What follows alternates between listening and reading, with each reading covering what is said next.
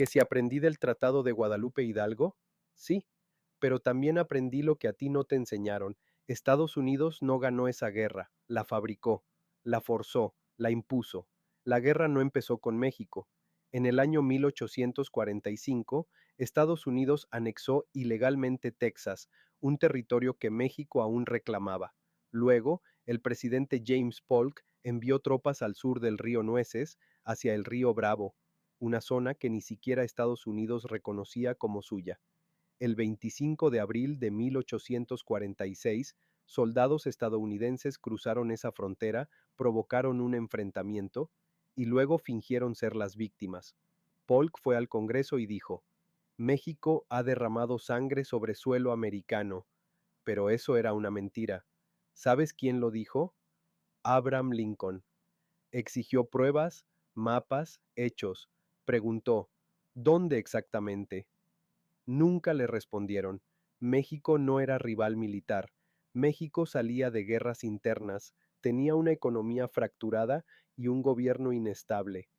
Y aún así, resistió. Pero Estados Unidos tenía un objetivo claro: expandirse, dominar y cumplir con su visión supremacista del destino manifiesto. Invadieron Veracruz, tomaron la Ciudad de México y forzaron un tratado bajo ocupación militar.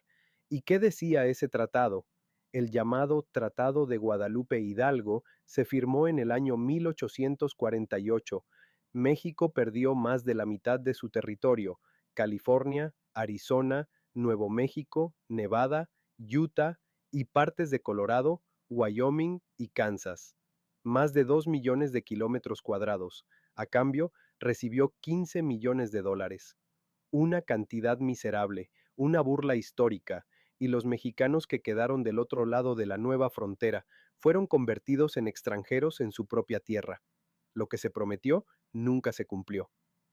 El tratado decía que se respetarían las propiedades, las lenguas, los derechos civiles, pero en la realidad se robaron tierras, se borraron apellidos, se prohibió el idioma, se criminalizó lo mexicano. Del día a la noche, millones pasaron de ser ciudadanos a ser tratados como invasores en la tierra donde nacieron.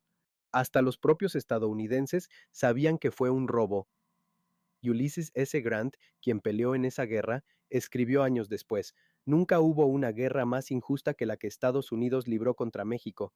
Y tenía razón: esto no fue un tratado, fue una firma obligada, una conquista escrita con tinta y pólvora.